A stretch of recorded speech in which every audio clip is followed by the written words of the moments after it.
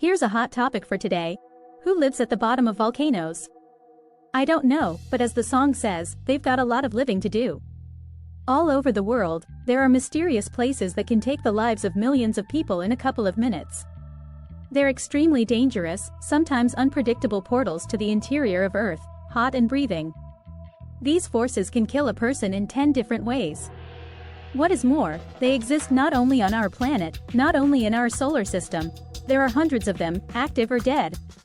No, it's not the New York subway system. Perhaps you've already guessed that we're talking about volcanoes. Most people imagine gigantic mountains covered with blazing hot magma and erupting ash, but in fact, more than 80% of volcanoes on our planet are situated on the seabed. And what is even more shocking, they aren't uninhabitable. In the 1980s, scientists discovered unique bacteria that could survive and even thrive in temperatures that significantly exceeded the point at which water started to boil. One of the reasons why this discovery shocked the world of science was the fact that at the temperature of 176 degrees Fahrenheit, a much lower temperature, as you can see, DNA gets destroyed. However, the bacteria felt absolutely at home in such conditions and died when placed in cold water. But that was not the biggest discovery of life blossoming at the bottom of volcanoes. If you take a look at the underwater volcano situated about 2 miles below the surface, the conditions there will terrify you, if not kill you. The pressure of the water is enormous. The water itself contains many heavy metals, hydrogen sulfide, poisonous flammable and corrosive gas, and other toxic substances. Despite these hostile surroundings, more than 400 species live around the volcanoes. And they're not only unicellular organisms but shrimp, worms, sea snakes, crabs, and others. In 2003, a group of researchers from National Geographic used submersible cameras to see what was happening at a depth equal to the height of a 17-floor building, right in the crater of an underwater volcano. They were astounded to learn that life was blossoming there. The scientists saw huge schools of fish, jellyfish, and smaller creatures. But what puzzled the researchers to no end was the picture of sharks prowling extremely acidic and almost boiling waters of the crater. Despite all the improbability of the situation, all these sea creatures felt perfectly well in such an environment and seemed content with life. Most probably, they don't suspect that even a tiny eruption of their home volcano will wipe them out from the surface, or is it better to say the bottom, of the planet? Anyway, even if you can somehow come to terms with sharks living in tough conditions in the craters of volcanoes, how about this news? Not all the volcanoes are red-hot monsters belching out lava. In the Arctic Ocean, far away from any traces of civilization, in ice-cold dark waters, there are 5 active volcanoes. But unlike typical volcanoes, these formations spew out methane gas and warm mud. They are mud volcanoes, and although they seem absolutely inhospitable to a human being, billions of tiny worms live there. Let's go there on vacation, shall we? It started in 2009 when Arctic Net Project scientists used their sonar in the Beaufort Sea that lies close to Alaska. To their surprise, the equipment they used spotted huge circular objects between 820 and 2,460 feet below the water surface. According to the sound wave changes, there were big volumes of gas somewhere on the seafloor, and that could be nothing else but volcanic activity. This turned out to be true. Researchers came across mud volcanoes. Mud volcanoes are quite different from the ones everybody knows about. They form around vents in the Earth's surface, which release gas. Maybe they should call them Pumbaa volcanoes, after the character in The Lion King who also knows a thing or two about gas. Anyway, mud erupts from the seafloor, and a cone-shaped mound appears around the vent. In terms of temperature, mud volcanoes are much cooler than the usual ones.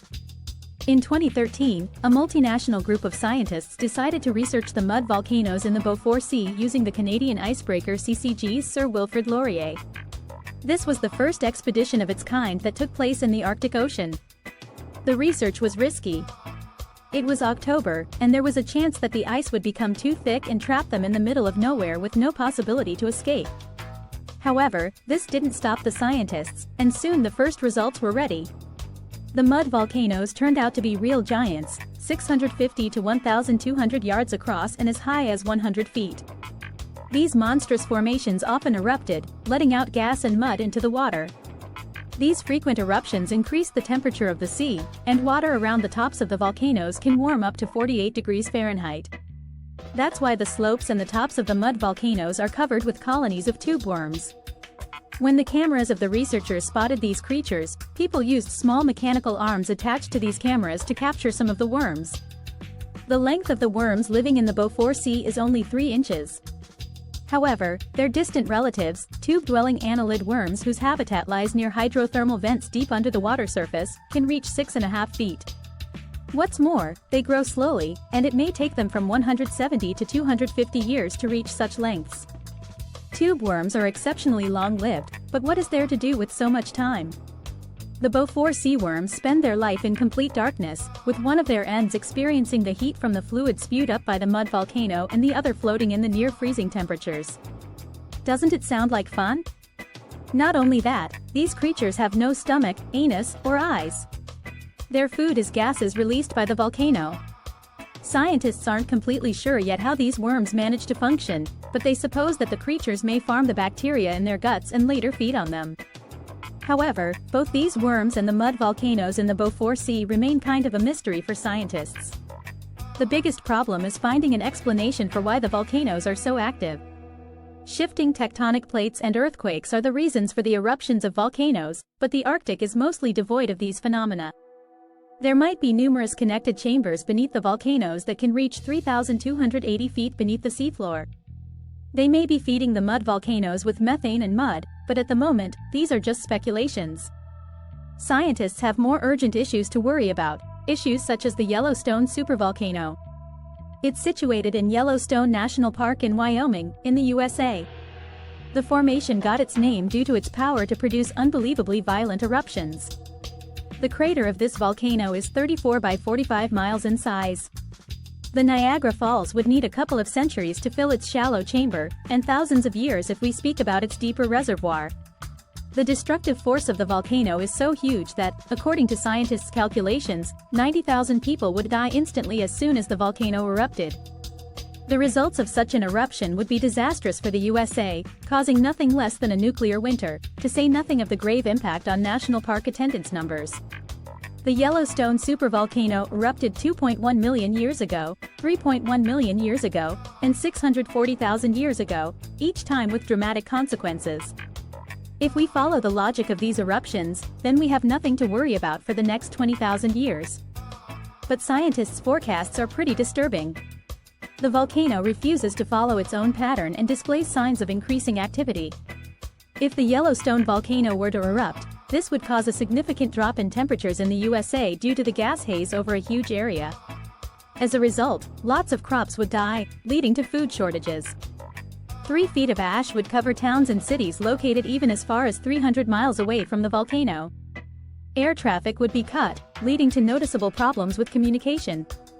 The worst would be ash floating in the air. As soon as a person breathes this ash in, this substance lacerates the lungs and forms a glassy cement. Also, ash is 6 times denser than water, meaning that a lot of buildings would collapse under its weight.